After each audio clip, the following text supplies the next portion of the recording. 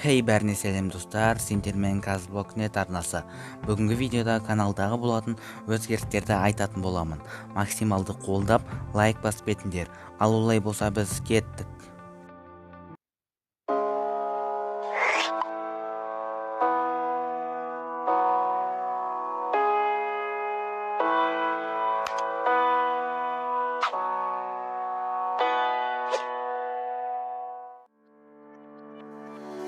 Достар, каналда обновление болайын деп жатыр.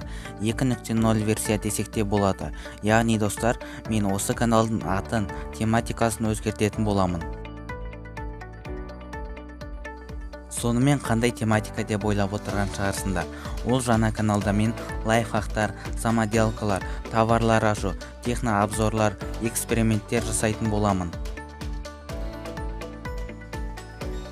Уже ертең обновленный каналдың трейлері шығады.